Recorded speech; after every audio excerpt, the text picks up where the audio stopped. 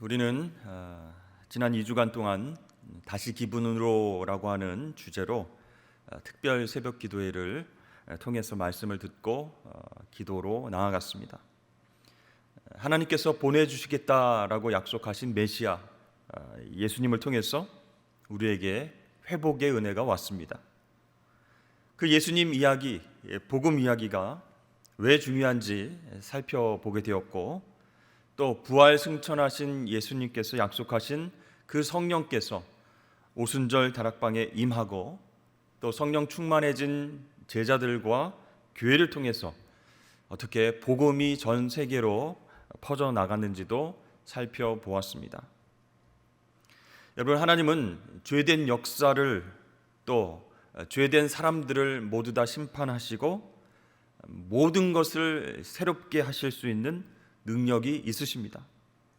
그러나 하나님께서는 그렇게 하지 않으시고 주님의 핏값으로 세우신 교회를 통해서 주님께서 남겨주신 그 사명을 감당하며 구원의 역사를 이뤄나가길 원하고 계십니다.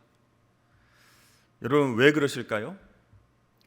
하나님께서는 우리를 너무 사랑하셔서 복음 맡은 그 교회를 통해서 하나님 구원 역사가 계속되게 하시고 영광을 받으시기 위해서 하나님 스스로 모든 것을 하시는 것이 아니고 교회를 통해서 구원 역사를 지금도 이루어 가시는 줄로 믿습니다. 그런데요, 오늘날 우리는 어떻게 생각하고 있습니까? 이미 부흥의 시대는 끝났다. 교회는 힘을 잃어가고 그리스도인들은 예전처럼 선한 영향력을 끼치지 못하는 그런 시대에 살고 있다, 이렇게 생각합니다.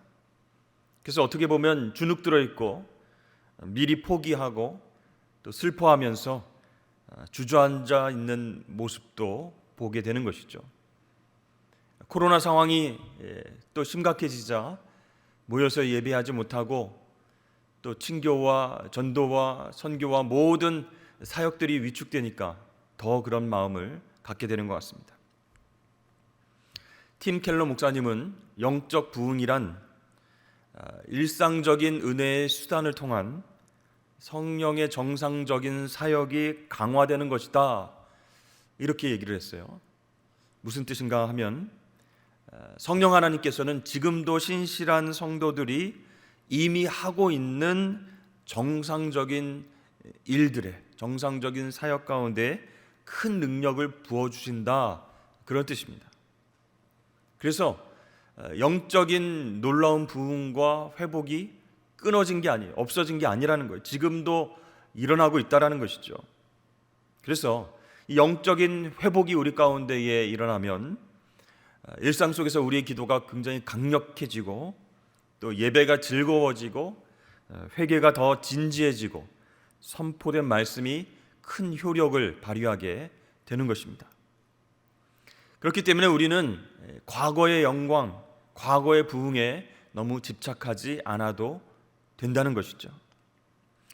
우리는 때때로 지난날의 어떤 사역이나 또 지난날의 방법론이나 지도자들을 우상시하는 경향이 있었습니다. 왜냐하면 그때가 놀라운 부흥의 해였기 때문이죠.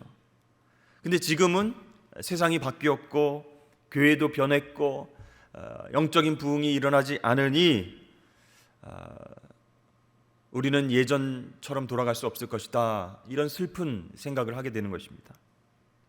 하나님께서 큰 기적과 놀라운 은혜를 베푸신 것은 과거에나 있었던 일이다라고 생각을 하게 된다는 것이죠.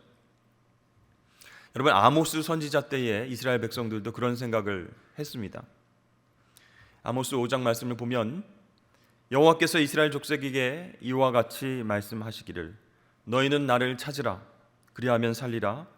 베델을 찾지 말며 길갈로 들어가지 말며 브엘세바로도 나아가지 말라. 길갈은 반드시 사로잡히겠고 베델은 비참하게 될 것임이라 하셨나니 너희는 여호와를 찾으라, 그리하면 살리라. 그렇지 않으면 그가 불같이 요셉의 집에 임하여 멸하시리니 베델에서 그 불들을 끌 자가 없으리라, 이렇게 말씀하십니다. 여기에 여러분 지명들이 몇 개 나오는데요, 이 베델은 어떤 곳이죠? 야곱이 하나님을 만나서 새로운 인생의 전환점을 맞이했던 그런 곳입니다. 하늘이 열리고 사닥다리 위에 천사들이 오르락내리락 하면서 하나님이 복을 약속해 주신 장소죠. 길갈은 어떤 곳이죠? 이스라엘 백성들이 40년의 광야 생활을 마치고 믿음으로 전진해서 약속의 땅을 처음 취한 곳입니다. 그래서 하나님은 그 길갈에서 애굽의 수치가 떠나가게 하셨다, 이렇게 말씀하셨습니다. 그리고 이스라엘 백성들과 언약을 새롭게 하시고 요단강을 건너서 여리고성을 점령하게 하셨습니다. 그리고 브엘세바는 어떤 곳이죠? 하나님께서 믿음의 조상 아브라함에게 약속의 땅을 처음 허락하신 그런 장소입니다.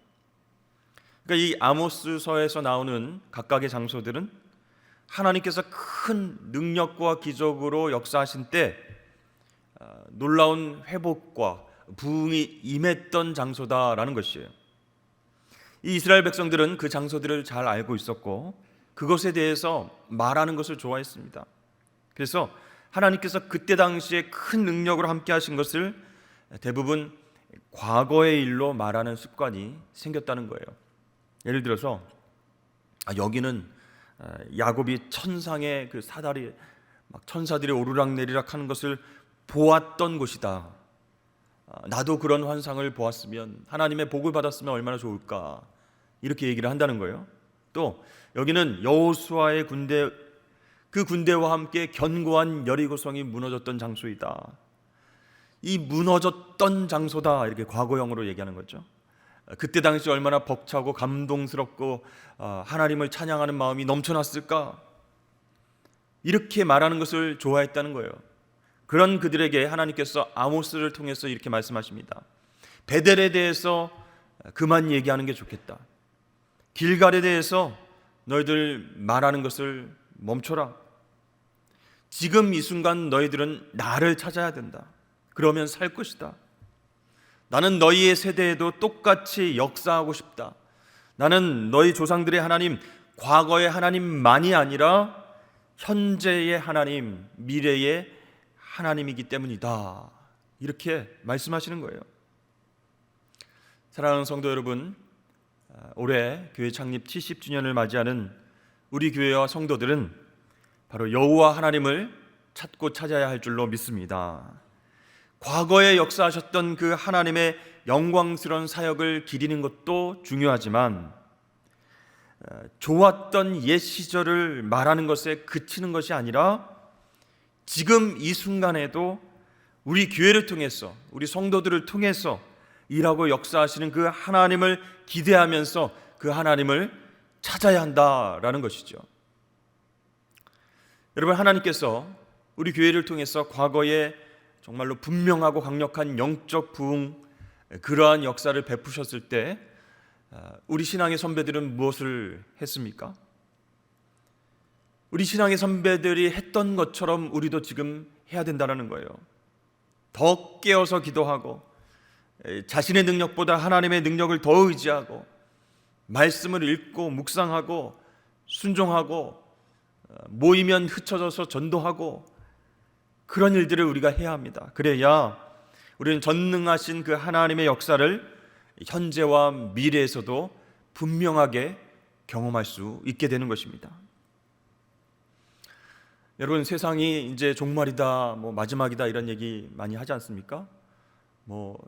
지진도 나고 화산도 폭발하고 그렇습니다.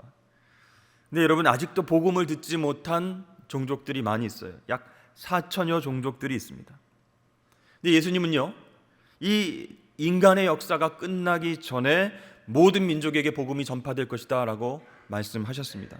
그러므로 하나님께서는 앞으로 이 4천여 종족 안에서 회심의 열매를 거두기 위해서 누군가를 통해서 놀라운 역사를 일으키실 것이 확실하다라는 것이죠.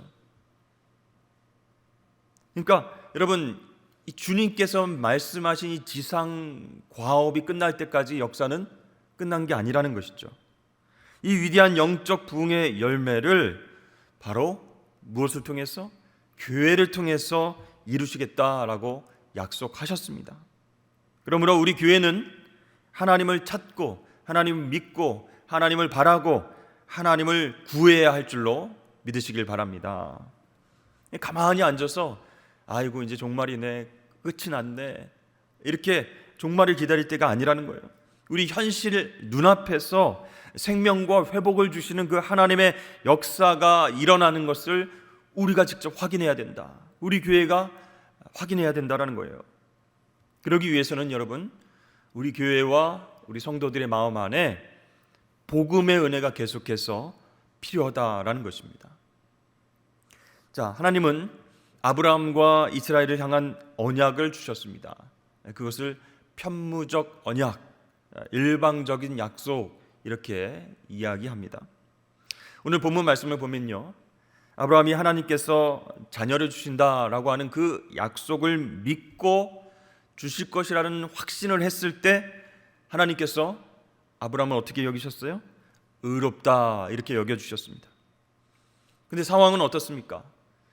지금 아내인 사라의 태가 죽은 상황이에요. 임신이 불가능한 상태입니다. 그런데 거기에 생명을 주시겠다 하는 하나님의 약속을 믿었을 때 하나님 그 믿음을 보시고 아브라함을 의롭다고 여기셨어요. 여러분, 오늘날 우리도 영적인 아브라함의 자손입니다. 혈통적으로는 아니지만 영적으로 아브라함의 자손이에요. 십자가에서 죽으신 예수님이 부활하는 것은 불가능합니다. 죽음에서 다시 살아난다는 것 불가능한 상황이죠. 하지만 하나님께서 죽은 자 가운데서 예수님을 살리셨습니다. 그럼으로써 우리의 죄가 사해졌습니다. 그것을 믿는 믿음이 바로 우리를 의롭게 하는 줄로 믿습니다. 그래서 우리는 영적인 아브라함의 자손이라는 거예요. 때로는 인간의 연약함과 죄성 때문에 하나님의 구원 계획이 흔들리는 것 같습니다. 아유, 이래서 구원받겠어? 이래서 하나님 나라가 확장되겠어? 그러나 하나님께서 내가 스스로 그 언약을 맺었고 내가 성취할 것이다, 이렇게 말씀하셨기 때문에 결국은 약속하신 대로 아브라함과 다윗의 자손 예수 그리스도를 통해서 영생의 길을 열어주셨습니다. 여러분, 이것이 복음의 은혜입니다. 그러므로 우리는 상황을 보면 불가능하지만, 어렵지만, 생명이 잉태되는 것, 영원한 생명을 얻어서 미전도 종족이 계속 복음을 받아들인 것 불가능한 것 같지만 하나님 약속에 근거한 이 복음의 은혜를 믿고 바라고 구해야 된다라는 거예요. 주위를 둘러보면 교회와 목회자들이 제 기능을 상실하고 있는 것처럼 보입니다. 본질을 잃어버리고 영적 부흥이 사라진 시대를 살아가면서 아무 소망 없이 그렇게 모이고 있지 않나, 그런 생각이 들 때도 있어요. 하지만 이럴 때일수록 복음의 은혜를 통해서 우리에게 그 하신 약속을 계속해서 이루어 가시는 그 신실하신 하나님을 우리가 바라고 구해야 한다라는 것입니다. 자, 예수님께서는 베드로의 주는 그리스도시요 살아계신 하나님의 아들이십니다라고 하는 그 신앙 고백을 들으시고 이렇게 말씀하셨죠. 예수께서 대답하여 이르시되 바요나 시모나 내가 복이 있도다. 이를 내게 알게 한 이는 혈육이 아니요 하늘에 계신 내 아버지시니라. 또 내가 내게 이르노니 너는 베드로라. 내가 이 반석 위에 내 교회를 세우리니 음부의 권세가 이기지 못하리라. 아멘. 그렇습니다. 예수님께서 이 복음이 확장되는 주체를 교회라고 분명히 말씀하셨습니다. 그리고 너희가, 아니면 베드로 너가 내 교회를 세울 것이다가 아니라 내가 내 교회를 세우겠다, 이렇게 말씀하셨어요. 그러니까 우리는요, 지금도 이 주님의 약속이 반드시 성취될 것임을 믿어야 합니다. 주님께서 내 교회를 세우겠다 약속하셨어요. 그 교회를 통해서 복음이 확장되도록 역사하겠다 말씀하셨습니다. 그러므로 이것이 바로 기쁜 소식이자 교회의 희망이 되는 것입니다. 여러분, 우리 시대 가운데에 영적인 부흥이 일어나지 않는 것은 하나님의 능력이 갑자기 줄어들거나 그분의 사랑이 차갑게 식어서가 아니라는 거예요. 여호와의 손이 짧아 구원하지 못하심도 아니요 귀가 둔하여 듣지 못하심도 아니라 오직 너희 죄악이 너희와 너희 하나님 사이를 갈라놓았고 너희 죄가 그의 얼굴을 가리어서 너희에게서 듣지 않으시게 함이니라. 자, 지금도 예수님은요 하나님 보좌 우편에서 죄인들을 위해서 간구하고 계세요. 성령 하나님께서는 여전히 세상 가운데서 활동하고 계십니다. 문제는 이 하나님의 능력과 은혜가 부족해서가 아니라는 거예요. 문제가 무엇입니까? 우리가 그것을 믿고 그분이 일하실 수 있도록 회개하고 죄의 문제를 해결하고 우리 자신을 활짝 열어놓을 수 있는가? 그것이 문제라는 거예요. 그렇습니다. 우리 희망의 근거는 다른 데 있는 게 아니에요. 바로 불변하시는 하나님의 약속이 있기 때문에 우리가 소망을 가질 수 있는 것입니다. 그래서 우리는 날마다 하나님을 찾고 하나님을 바라보고 그 약속을 꼭 붙잡아야 하는 것입니다.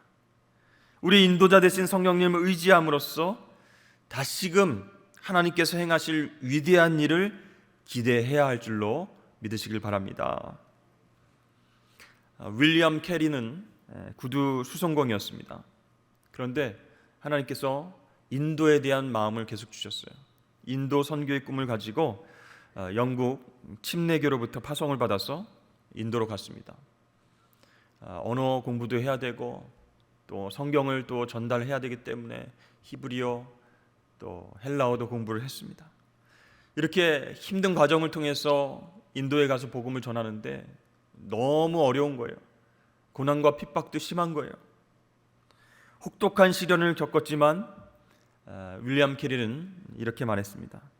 미래는 하나님의 약속만큼이나 밝다. 그렇습니다, 여러분. 믿는 자의 위대함은요 결코 실패하지 않는 것에 있는 것이 아닙니다.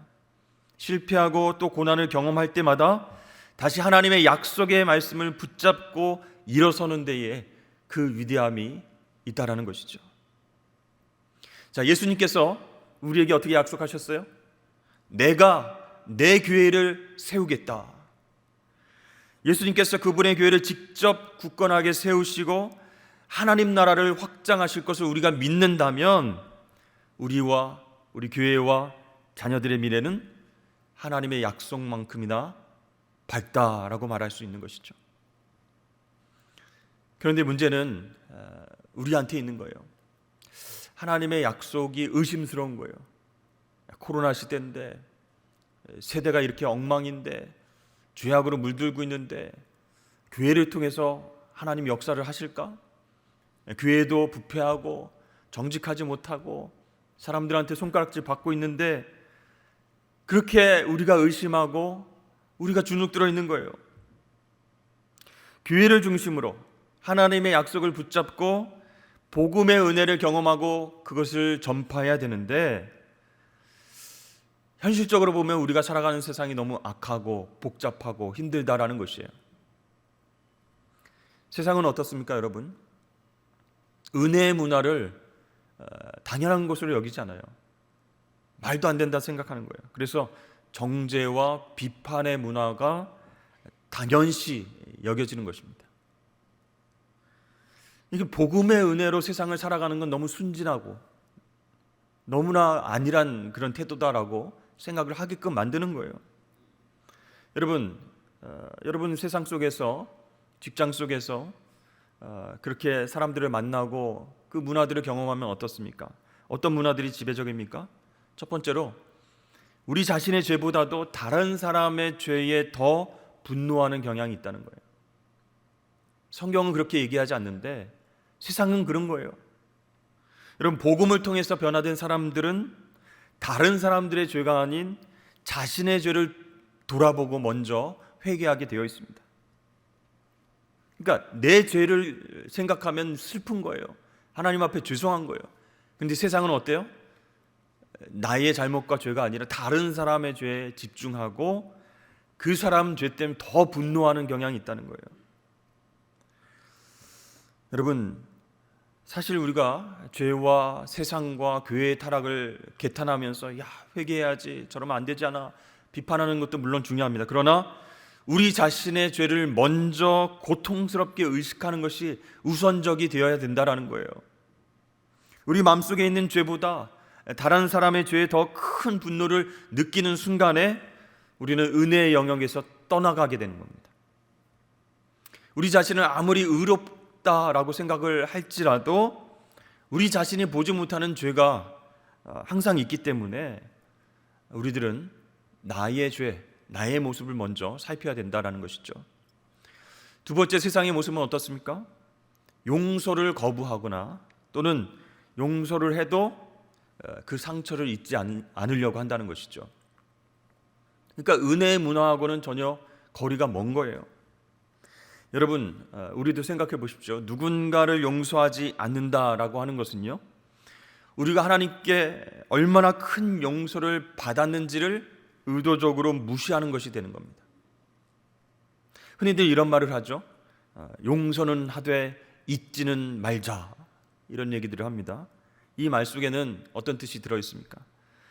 여러 가지 입장을 생각해서 용서는 하겠다. 그렇지만 당신이 저질렀던 그 일로 인해서 내가 상처받았던 거 나는 끝까지 기억하겠다, 이런 뜻이 들어있는 거예요. 여러분, 이게 진짜 용서입니까? 아니죠. 주님께서는 나를 아무런 조건 없이 내 죄를 용서해 주셨는데, 그것을 생각할 때 우리는 세상 사람들과 똑같이 용서는 하되 잊지는 않는다, 이렇게 말해서는 안 된다는 거예요. 세 번째는 어떤 경향이 있습니까? 내 의견에 동의하지 않는 사람들과 딱 어울리지 않으려고 한다라는 것이에요. 우리들은요, 이렇게 서로 이야기하고 대화하고 교제를 하다가 상대방이 가진 어떤 정치적인 입장, 또 경제적인 습관, 그리고 또 문화적인 취향, 이런 것들이 다르면 내 편이 될 수 없다라고 선을 딱 걷습니다. 근데 여러분, 생각해 보십시오. 우리 그리스도인들이 어떤 사람인가 생각해 보십시오. 하나님께서 우리에게 구원의 은혜를 주시고 자녀 삼아 주신 이유가 완벽한 재판관이 되어서 남들과 선을 걸어 내 의견에 동의하지 않으면 남남이 되게끔 하라, 이렇게 말씀하신 것인가요? 아니죠. 예수님도 자신을 배신한 가룟 유다에게 여전히 친구, 이렇게 부르셨습니다. 그러니까 여러분, 우리에게 동의하지 않는다고 관계를 끊거나 편을 나누는 일이 우리 교인들 안에서는 없어야 될 것입니다. 넷째로, 세상은요, 험담을 일삼고 혐오를 조장하는 문화입니다. 이 험담은요, 사실 우리들을 더 좋은 길로 인도하진 않습니다. 서로가 서로를 더 험담하게끔 우리를 몰고 가는 겁니다. 왜냐하면 이 험담은 사람들에게 변화의 기회를 주지 않기 때문입니다. 딱 거기서 이 사람은 이런 사람이다라고 부정적으로 얘기를 해버리기 때문이죠. 그래서 그 사람은 변화될 가능성이 없어. 좋은 관계로 나아갈 그런 어떤 기회도 없을 뿐더러 자격도 없어, 이렇게 못을 박아버립니다. 여러분, 이렇게 세상의 문화는 변하기 어려워 보입니다. 너무 강력해서 우리가 어떤 복음을 가지고 나아갈 때도 튕겨져 나갈까봐 막 두려운 마음들이 생길 수 있어요. 여러분, 이러한 세상 속에서 우리에게 필요한 대안은 무엇일까요? 바로 그럼에도 불구하고 복음의 은혜가 그런 삭막한 세상의 문화를 녹인다라는 것을 믿는다는 것이죠. 여러분, 그러기 위해서는 우리가 보이지 않는 예수 그리스도를 보이게끔 만들어야 된다는 거예요. 교회 안에서 성도들의 교제가 있고 또 거룩한 백성으로서 살아가고 문화적인 다양성과 사심이 없는 사랑과 또 용서와 위로를 통해서 우리 안에 거하시는 거룩하고 아름다우신 그 예수 그리스도의 모습을 세상 사람들에게 보여주어야 합니다. 간단히 말해서 복음을 믿는 사람은 복음을 닮아야 한다라는 것이죠. 자, 여러분, 예수님은 어떤 분이십니까? 은혜와 진리가 충만하신 분이십니다. 그 예수님을 닮아가는 우리도 은혜와 진리가 충만해야 합니다. 이 은혜와 진리 가운데 한 가지만 없어도 예수님을 닮을 수가 없습니다. 왜 그렇죠? 은혜가 없는 진리는 근본주의에 빠지게 되고 또 진리가 없는 은혜는 감정주의에 빠지기 때문입니다. 그래서 이 둘의 간격을 좁히기 위해서는 예수님의 가르침, 진리를 잘 배우고 그분의 인격을 닮아가야 된다는 거예요. 여러분, 그렇게 하기 위해서 우리가 교회 안에서 성도들 사이에서 구체적으로 해야 할 일이 무엇이겠습니까? 첫 번째로 아무리 의심스럽다 할지라도 일단 상대방의 말을 믿고 신뢰해 주어야 된다라는 것이죠. 우리 성도들 사이에서도 이제 일을 하고 또 교제를 하고 만남을 갖다 보면 갈등이 생길 때가 있습니다. 그러면 여러분 보통 어떻게 하십니까? 목소리가 큰 사람이 이긴다고 일단 한번 목소리를 크게 내십니까? 네. 무조건 내 의견을 관철시키려고 하지 말고 일단 상대방이 나를 공격하거나 나를 해하려고 그런 것이 아니라 선한 의도를 가지고 나보다 나은 그런 태도로 나에게 얘기한 것이다 라고 생각을 하는 겁니다. 일단 그렇게 상대방의 말을 믿고 신뢰해 주는 겁니다. 여러분 어떻습니까? 어려우십니까? 네. 사실 의견 충돌이 나고요, 갈등이 생기면 우리는 어떻게 생각하죠? 상대방을 악한 사람이다, 나를 공격하려고 일부러 하는 말이다, 나보다 못난 사람인데 그거를 커버하려고 더 크게 소리치는 거 아니냐, 이렇게 생각하기 쉽습니다. 그러나 여러분, 복음은 어떻게 이야기합니까? 정반대로 생각하라고 가르칩니다. 사랑은 모든 것을 참으며 모든 것을 믿는다, 그렇게 말씀하고 있어요. 여러분, 우리 교회 안에서 성도들끼리 신뢰하지 못하면 복음의 은혜가 어떻게 세상 가운데로 흘러갈 수 있겠습니까? 이 안에서 꽉 막혀 있는 거예요. 능력으로 세상 사람들에게 다가가지도 못한 채 그렇게 힘을 잃을 수 있다는 것이죠. 그래서 여러분, 먼저 우리 안에서 상대방을 믿고 신뢰해주는 마음이 필요하다라는 것입니다. 둘째는 은혜의 문화를 우리 가운데 조성해야 된다라는 거예요. 여기서 중요한 말은 문화라는 말입니다. 이것은요, 우리가 주변 세상과 관계를 맺고 있다, 그런 뜻입니다. 사람들은요, 자기들을 인정하고 받아주는 따뜻한 사랑을 먼저 기억하는 거예요. 그런 거 없이 예수 믿으면 구원받습니다, 무조건적으로 교리를 드러내면 거부감이 생기는 거죠. 그러니까 여러분, 은혜의 문화를 조성한다라고 하는 것은요, 정말 따뜻한 사랑을 먼저 베풀고 그리고 나서 우리가 가진 진리가 무엇인지 궁금해질 수 있도록 해야 된다는 거예요. 그렇기 때문에 우리에게 은혜의 문화가 필요하다라는 것입니다. 그러면 그 하나님의 은혜가 또 다른 은혜를 낳고 그 은혜가 다른 은혜를 낳게 되어 있습니다. 자, 예를 들어서 성도들 중에서 다른 성도를 헐뜯고 비방하는 소리를 내가 들었다면 여러분 어떻게 해야 되겠습니까? 침묵하거나 웃음으로 동조하거나 그러지 말아야 된다는 거예요. 대신에 은혜의 문화는 뭐냐면, 내가 보기에 그분은 좋은 의도로 그런 얘기를 했을 거야, 우리가 다 알지 못하니까 그렇게 확실하게 얘기하지 맙시다 라고 말하면서 신뢰의 문화, 은혜의 문화를 조성해야 된다는 거예요. 나중에 그것이 사실이 아니라고 밝혀질지라도 자신을 믿어준, 나를 믿어준, 그죠? 자신을 믿어준 나에 대해서 사람들은 다시 생각하게 될 것입니다. 그래서 내가 부족했네, 내가 그러지 말아야지 하면서 은혜가 은혜를 낳고 신뢰가 신뢰를 낳게 된다는 것입니다. 이것이 은혜의 문화예요. 세 번째는 서로 정직을 말하고 내가 먼저 은혜를 베풀어야 된다라는 것입니다. 근데 여러분, 은혜의 문화가 중요하다고 해서 무조건 거짓말로 용서하고 마음은 없는데 억지로 괜찮다고 말하고 행동하고 그러라는 것이 아닙니다. 충고할 때는 겸손하고 정직하고 성경적으로 조언을 해줘야 됩니다.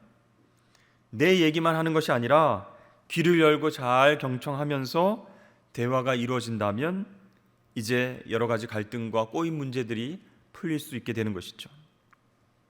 또 우리가 정직하고 성경적으로 충고해야 될 때도 있지만 그냥 듣고 잊어버려야 할 때도 있는 거예요.